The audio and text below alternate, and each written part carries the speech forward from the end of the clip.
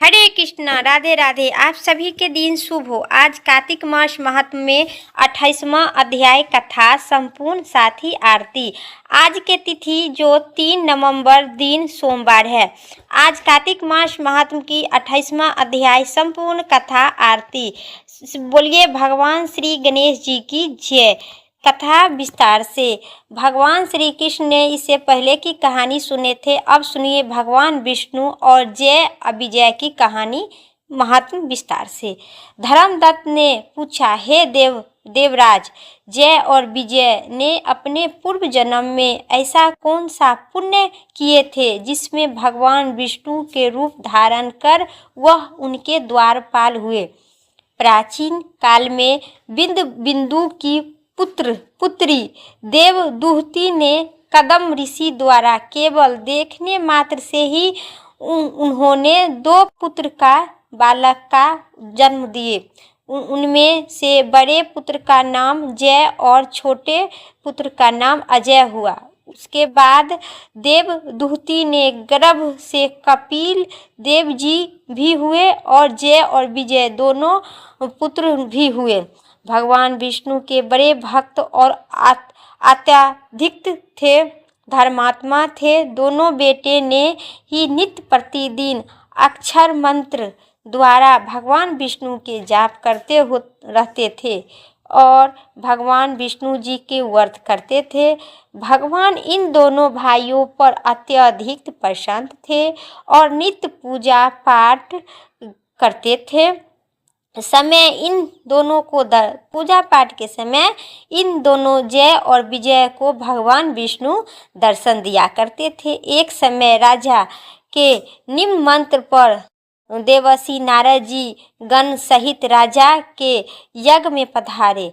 उस यज्ञ में जय ने ब्राह्मण बनकर और अजय ने पुरोहित बनकर यज्ञ का संपूर्ण कारोबार किए। यज्ञ की विधि पूर्वक समाप्ति हुआ। मारुत राजा ने जय और विजय को बहुत सी धन दिए। वह दोनों भाई दक्षिणा लेकर अपने आश्रम में आ पहुँचे। जहाँ की धन के बंटवारा करते समय दोनों भाइयों ने जय और विजय आपस में लड़ने लगे। जय ने अजय से कहने लगा कि धन के बराबर भाग होने चाहिए। अजय ने कहा कि जितना धन जिसको मिला है उतना ही धन उनका होगा। जब जय ने क्रोध में आकर अजय को श्राप दिए, तुम धन लेकर नहीं रहना चाहते हो, इसीलिए तुम गृह हो जाओगे। अजय ने जय का श्राप स्वीकार कर लिए और जय को श्राप दिए, तुम भी अभिमानी हो और इसीलिए अभिमानी है, इसीलिए तुम हाथी हो जाओगे। जब नियम पूर्वक दोनों भाइयों की पूजा के समय भगवान विष्णु ने उनको दर्शन देने के लिए आए तो दोनों भाइयों ने भगवान से श्राप मोचन का उपाय पूछने लगे। भगवान दोनों भाई से कहने लगे कि प्रभु कहिए, हे देव, हम दोनों भाई आपस में लड़ने लगे भक्ति, मगर मैं हाथी का श्राप दिया है, मैं हाथी का योनि कैसे रहूँगी। भगवान से कृपा सागर श्राप से हमारा उद्धार कीजिए। भगवान विष्णु जी ने कहे, मेरे भक्त की वाणी कभी असत्य नहीं होगा। यमराज भी इनको अनादर नहीं कर सकते हैं। पूर्व काल में मुझे भक्तराज प्रहलाद के कहने पे भी असत्य के प्रकट होना पड़ा और राजा अभिसीर के कहने पर भी 10 अवतार लेने पड़े थे। अतः तुम दोनों अपने श्रापों को भोग कर मेरे लोक का प्राप्त हो जाओगे। इतना कहकर भगवान विष्णु ने वहां से अंतर्ध्यान हो गए। फिर भी गंडकी नदी के किनारे मगर और हाथी हुआ। जातक स्मरण करने के समय इन दोनों को योनि में भी भगवान विष्णु का व्रत का नियम करते रहा।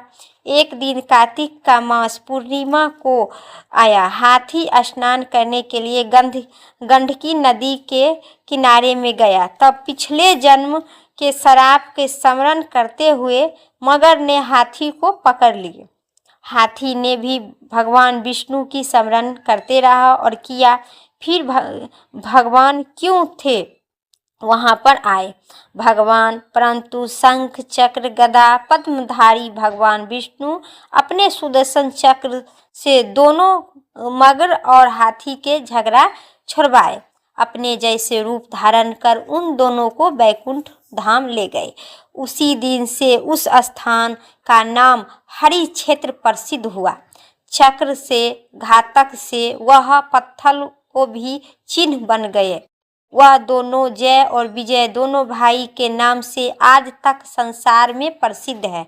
हे प्रिय, आपने विष्णु भगवान जी के द्वारपालों को संबंधित में जो प्रश्न किए थे उनका विस्तार पूर्वक उत्तर मैं दे दिया हूँ। इसलिए हे भगवान दिव्य श्रेष्ठ, तुम भी ईर्षा और दोष को त्याग कर नित्य भगवान विष्णु का व्रत करो। जगत के प्रत्येक जीव जंतु जीवन मनुष्य को सम दृष्टि से देखो। तुलना मगर और मेघ क्रांति का नित्य प्राप्त करो। स्नान किया करो, तुलसी वन में रक्षा करो, पूजा पाठ करो, एकादशी का व्रत किया करो, गौ ब्राह्मण वैष्णवों की सेवा किया करो, हर समय तैयार कर किया करो। व्रत करने वाले मसूर का दाल और बैगन के साग बैगन का दीप्त प्रयोग न करना चाहिए। हे धर्मदक्ष, ऐसा करने से पर तुम शरीर त्याग कर लोग से सम्मान अतिकित प्राप्त हो जाओगे। भगवान विष्णु को प्रसिद्ध करने वाले इन व्रतों के समान फल देने वाले तीर्थ दान और यज्ञ दूसरा कोई व्रत नहीं है। हे प्रिय, तुम धन्य हो क्योंकि तुमने विष्णु को प्रसन्न करने वाला व्रत किया है, जिनका आधा फल तुमने कह दिया है। इसके बाद हम कलह के बैठकर कलह में बैकुंठ में ले जा रहे हैं।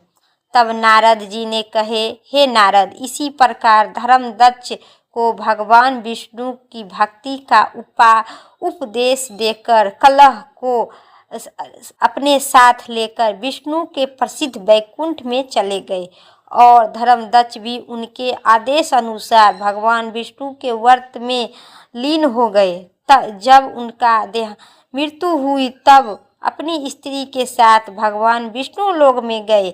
हे राजन, जो कोई भी प्राचीन काल की इस इतिहास के सुनता है और कथा पढ़ता एवं सुनता है और अतः कोई दूसरे को सुनाता है, वह अंत में भगवान विष्णु की प्राप्ति हो जाते हैं। बोलिए भगवान विष्णु की जय। मंचित से मेरा कथा जरूर श्रवण करें और कमेंट बॉक्स में भगवान विष्णु की जय जरूर लिखें। अब सुनिए अगली कथा विस्तार से। तुलसी माता की कथा विस्तार से। कार्तिक मास में एक बुढ़िया माई तुलसी को सींच रही थी और कहती है, हे तुलसी माता, सती के दाता, तेरा विडम्बना सींच रही हूँ। मुझे बहू दे, पीताम्बर की धोती दे, मीठे मीठे घास दे, बैकुंठ में बास दे, चटक की चाल दे, पटक की मौत दे, चंदन का खाट दे, रानी स्वराज दे, दाल भात भोजन दे और एकादशी की मौत दे, श्री कृष्ण जी के कन्हा दे। तब तुलसी माता यह सुन कर सूखने लगी तो भगवान विष्णु ने पूछे, हे तुलसी, तुम क्यों सूख रही हो? तुलसी माता ने कहा कि एक बुढ़िया रोज सवेरे सवेरे आती है और यही बात मुझे कहकर जाती है।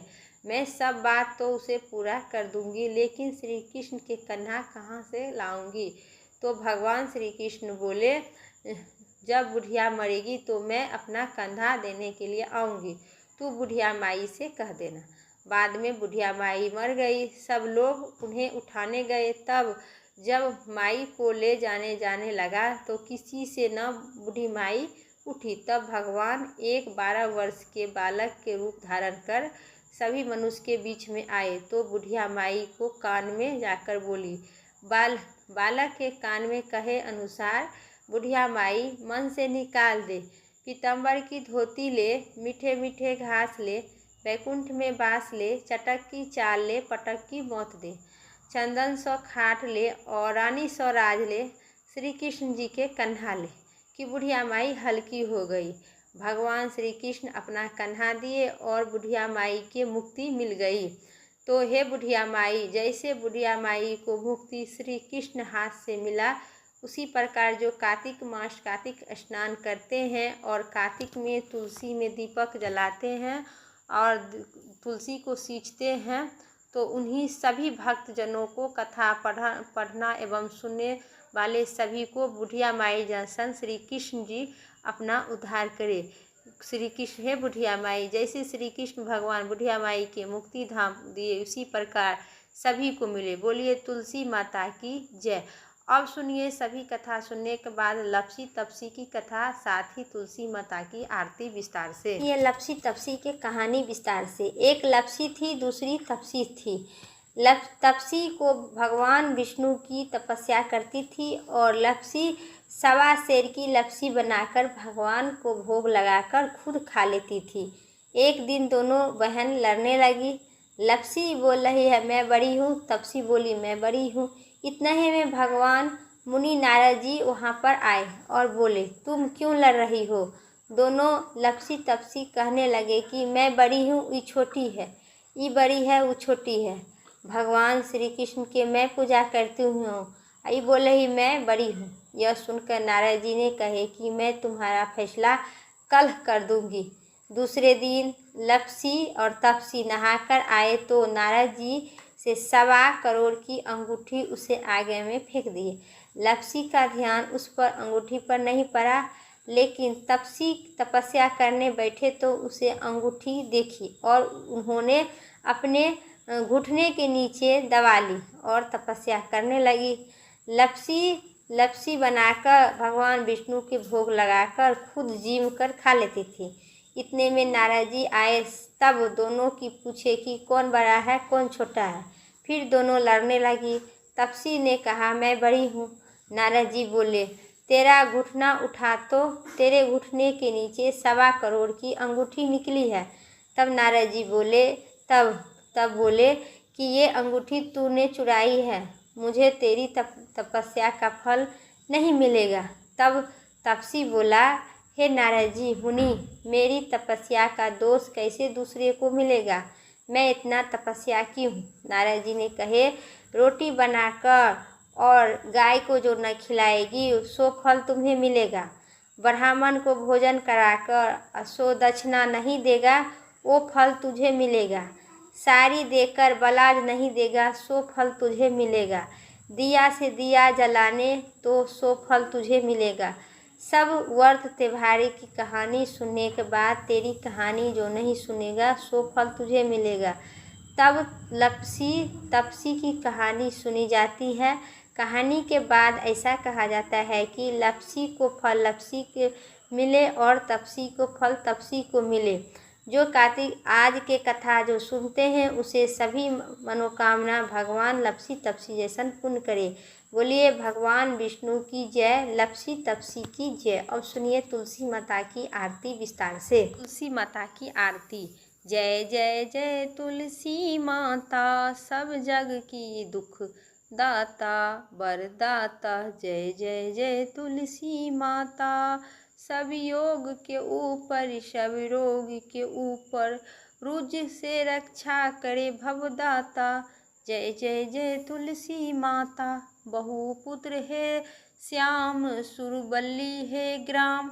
विष्णु प्रिय जो तुमसे सेवे सो नर तर जाता। जय जय जय तुलसी माता, हरि के शीस विराजत त्रिभुवन सोबंद पति जानो तारनी बिखम्भा। जय जय जय तुलसी माता, लेकर जम विराजन आई दिव्य भवन में।